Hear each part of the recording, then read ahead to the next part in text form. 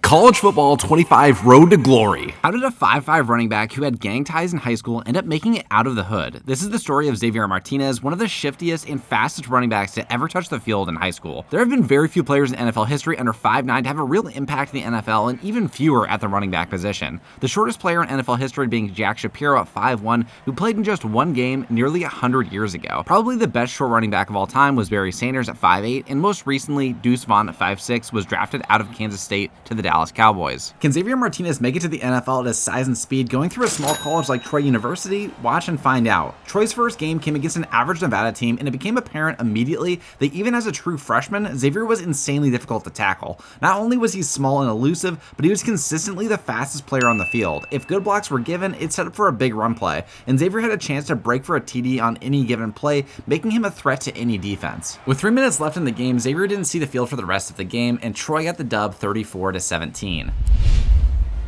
Troy had a balanced offensive scheme, and when X was a problem running the ball, it set up the play action really well. Martinez needed to fight for touches though because his coaches worried about his durability and endurance at his size, meaning that he'd have to make the most out of the touches that he got in any given game. He was on a snap count of about 15 plays to start his freshman season, and this was also limited by his ability to pass block. At his size, he would get run over by any defender, including DBs blitzing, if he tried to block them. Since he couldn't protect the quarterback on pass plays, he'd either get pulled off the field or he'd be asked to run routes. While he got pulled for most of the fourth quarter against Nevada, Xavier had earned more trust in his second game against Memphis because he came in on almost all of the crucial downs in the third quarter. To start the fourth quarter, Martinez got his second rushing touchdown of his young career, followed up by a great dump-off throw to him for the 2-point conversion. Down by 6 with 2 minutes left, Xavier stayed in to start the drive, juking one linebacker right at the gap and then picking up the first down, but there were some growing pains. Martinez failed to block for his quarterback on the following play, which resulted in his QB getting sandwiched between the two D linemen.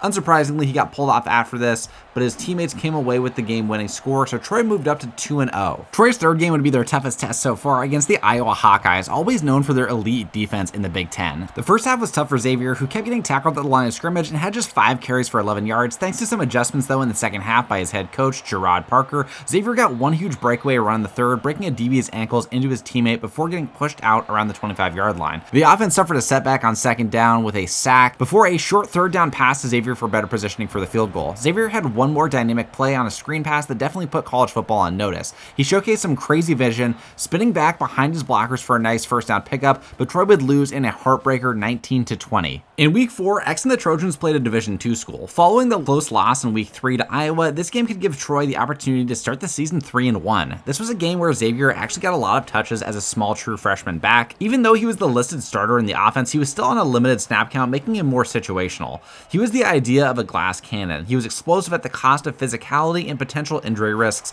but the coach just let him run wild in this game. Martinez had his first real breakaway touchdown run in the fourth quarter, getting great blocks to find the edge and just outpacing all of the East DBs to the end zone. Xavier had an opportunity for his first 2 rushing TD game, but got stopped at the goal line before getting pulled out for his backup Damian Taylor to vulture his touchdown. Xavier averaged nearly 10 yards per carry, while Damian Taylor won player of the game, averaging 3 yards per carry, but with 3 touchdowns. Going into week 5, Xavier ended up coming out of Compton, California to Detroit, Alabama for college ball, and this mostly happened because Xavier didn't have a lot of opportunities available to him despite his enormous amount of success at the high school level because of his known gang affiliations. Xavier was part of a gang called 6th Street Gang, mostly by circumstance. He grew up on 6th Street with his brother Jackie and his parents Hector and Sophia Martinez, and Xavier was introduced early to this lifestyle in middle school shortly after his family moved from Jalisco to escape the cartels.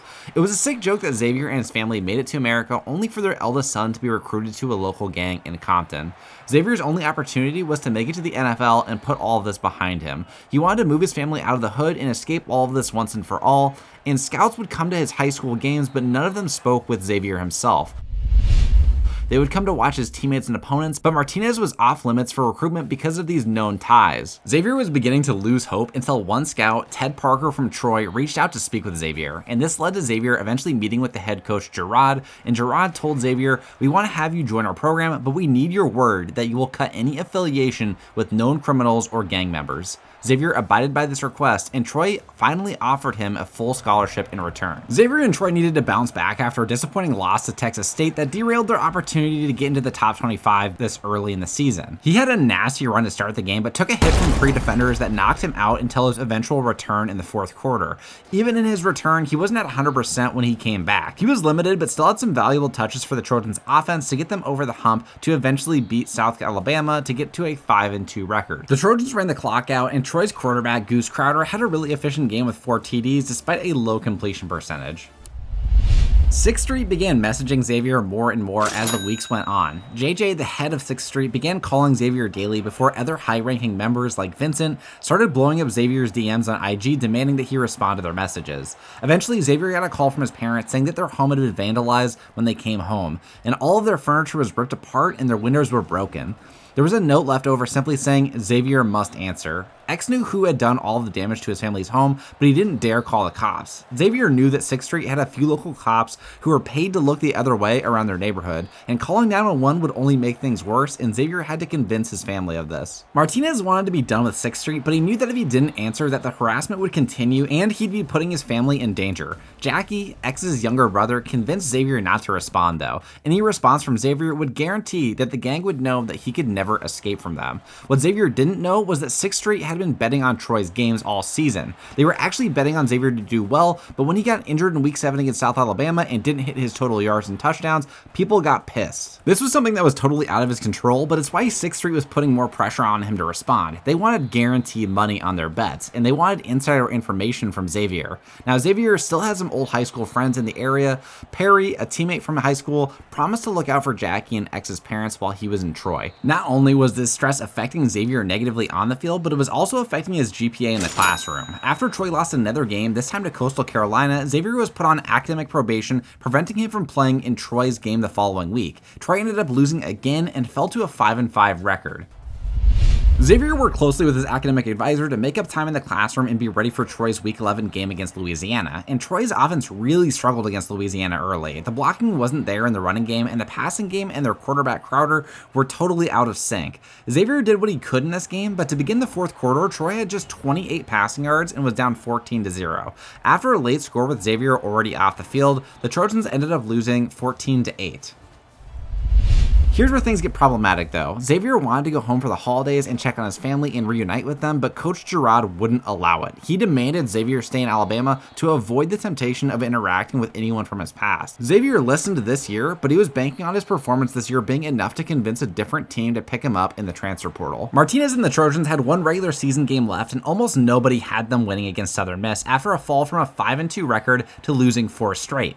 Troy started the game slow again. Despite a few nice runs from Xavier, the offense failed to put up any points with 2 minutes left in the half before one great deep pass to get Troy to the 15 changed their trajectory. On second down, Xavier got some great blocks, letting him get into the end zone untouched. Troy fans were disappointed that their D gave up a touchdown before the half, but with 30 seconds left, Crowder found his number 1 receiver for another touchdown to tie it.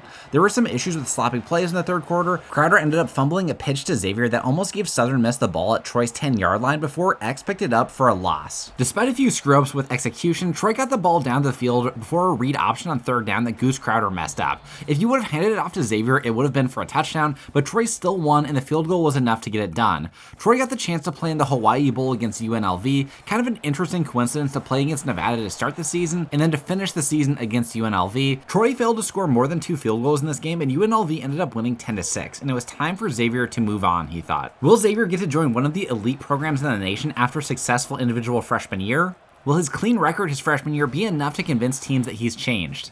We will see.